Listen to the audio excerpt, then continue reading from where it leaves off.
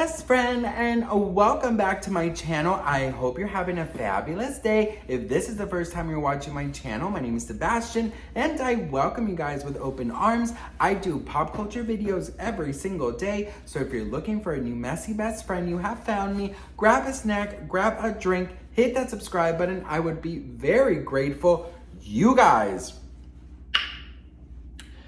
the universe works in such mysterious ways, or girl, somebody's listening to me, bitch. Listen, I know that I have my FBI agent, Raul, that's his name. He's always watching me. Hey, Ray. I call him Ray. We're best friends. He's very sexy. He's always showing me things that I don't need. But literally this morning, I don't know, I guess listening to my Spotify. I was trying to find a song and I randomly saw Miley Cyrus. And I was like, holy shit, where's Miley Cyrus at, right? And I said it out loud. Girl, not 10 seconds later did I find a video on TikTok by the name of, on TikTok you can find her as Michelle Talk, okay? So shout out to Michelle Talk for this video. So I mean, first of all, FBI agents, girl, you are working overtime, honey. I hope they're feeding you. I hope your break time is good. I hope that you're doing great, okay? Raul, I see you and I appreciate you, okay, boo? But listen, this video, like, I was like, what in the Hannah Montana hoedown is going on, bitch? So I'm gonna play parts of this video, but please make sure to go check out Michelle Talk on TikTok. I'm gonna link the link of her video in the description because we like to give shout outs to people and give credit where credit is due. But let's watch this video and then we can talk. I just saw on Twitter that Miley Cyrus is now in a cult.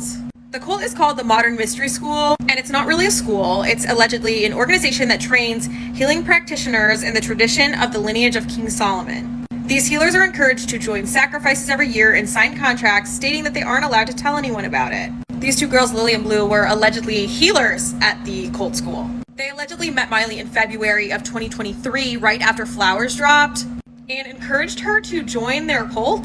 And allegedly this is the reason that Miley's been so MIA. No performances, no public appearances, no promotion for the album at all. Listen, I mean, first of all, of course, like Michelle said, this is all alleged. This is all, I mean, we have to say alleged, but Miley Cyrus is definitely missing. Miley Cyrus has had the biggest song of the year. Flowers has spent like a bajillion weeks on #1 on Billboard, okay? And Flowers is probably one of her biggest songs throughout her whole career. And I mean, she's been around since, I want to say, Hannah Montana. Hey Google, when did Hannah Montana come out? The air date of the first episode of Hannah Montana was March 24th, 2006. So Miley Cyrus has been around since 2006, okay? In 3 years, that's 6 to 16 to 26. That's 20 years almost in 3 years, okay? And she literally just had her biggest song. Now, I went to Miley's page and the last thing that she had to like write to her fans reads as follows. For clarity, I feel connected to my fans now more than ever. When I win, we win. Even if I don't see them face to face every night at a concert, my fans are felt deeply in my heart. I'm constantly creating and innovating new ways that I can stay connected to the audience that I love without sacrificing my own essentials. Dios mío. Performing for you has been some of the best days of my life, and we will continue this journey together as we have for the last almost 2 decades. This has nothing to do with the lack of appreciation for the fans and everything to do with I simply don't want to get ready in a locker room, which is the reality of life on the road. These looks I've been turning don't travel well. The archival looks don't fold. I just don't want to sleep on a moving bus. It isn't what's best for me right now. And if you've been following my career, and you know that I always change, and the way I feel about that could too. Love you forever. I'm just on my endless summer vacation. So I vaguely remember this. She was talking about how people are criticizing her for not doing promo or touring. But I'm like, girl, that song is already a hit, bitch. You don't have to tour. I mean, listen, I think that anyone who had to play Hannah Montana deserves a fucking break. Because I remember you couldn't go to fucking, like, the bathroom at McDonald's without fucking listening. You get the best of both worlds. Like, it was everywhere, okay? This girl has worked her ass off. I mean, her ass off. Not only in music, but in movies, in TV shows, and interviews. I mean, here's the thing, you guys. I love pop culture a lot. And I know when an artist comes out with a new song or a new album, the work that it takes. Let me break it down to you guys, okay? For the most part, this is how it is. So, the buzz to get the song, right? So, they sometimes start in radio stations. So, they go around the country and they drop into the radio station and they do this huge thing and they release the song in radio. Then, start promoting it on social media so it can get the streams in, right? Then comes the live performances. So comes rehearsals for the live performances. You want to go to Jimmy Fallon, you want to go to SNL, you want to go to Kimmel, you want to go to, now you have the Kelly Clarkson show, Drew Barrymore show, you have, the Sherry Shepherd show. That's only in the US, right? So you do all these talk shows, you do all these late night performances, you do the performances, and then now you have to now also incorporate TikTok trend. So you have to come up with a TikTok trend. Then you have to do the TikTok trend. Then you have to do, lives on Instagram, right? Well, then the first single comes out. What happens? The video also has to come out. So the video, boom. If there's an album coming, then you have to start promoting that shit. You've already probably filmed about 1, 2, 3 videos for the album so it can come out one after the other so it doesn't lose buzz, right? So the album is about to come out. What do? You have to do another press junket. You have to go to all these shows again because within the first single and the album, sometimes there's a little bit of time. Sometimes they can do it all together. Sometimes they like to separate. So the album is coming out. Now you have to take it international. So you have to go to all the main cities and do what you just did in the US and do it all over those countries. So you do that. Then comes the announcement of the tour to celebrate the album, right? And keep promoting the album. So what happens? You have to go into rehearsals. You have to go. You have to book the stadiums. You have to do the dress rehearsals, the dance rehearsals, the every rehearsal, the pyro rehearsal. You have. I mean, it goes on and on and on. And then you embark on a 1 or 2 year tour. Harry Styles has been on tour, I think, since 2021. You know what I mean? So it does take a lot. And I feel like when you have been in the industry, like Miley, for almost 2 years, I feel like you can give that, a little bit of like, you know what, bitch, I'm done. But going back to the alleged cult, I do think that there's a lot of creepy and scary things in Hollywood, right? I really do.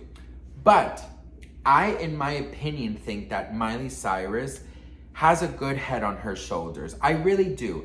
And as much as I do believe that there's definite darkness in Hollywood, because girl, if you would come here to Hollywood, you think that you're gonna get on the Hollywood Walk of Fame and it's gonna be glitz and glamour, Marilyn Monroe over there and Mickey Mouse. No, boo, it smells like pee. It is dark, it is scary, it is eerie. Honey, one time I saw Minnie Mouse beat up fucking Bart Simpson because I don't know what happened. I saw Superman chase down an old married couple from God knows where because they didn't know that they had to tip to take a picture.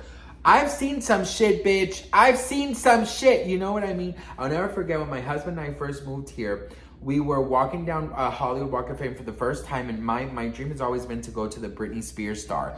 So I go, and we're at the Britney Spears star, and my husband and I, at this point, we probably have like $10 to our name, right? We came super broke. Like, we lived in, I mean, you'll know my story later on, but we were very broke. And we had enough to go on the bus back home, and we lived about an hour away from Hollywood.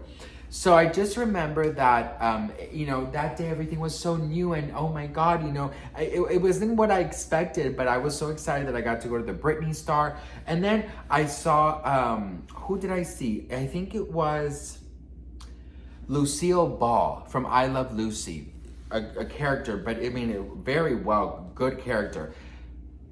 She came up to me while I was at the star. She's like, "Oh, Britney," she was doing her little character, this and that. And mind you, we probably had like enough for the bus and maybe like $5 to carry us on until a couple days that we, you know, received money or got a job or whatever. I don't know. Like everything was super counted for.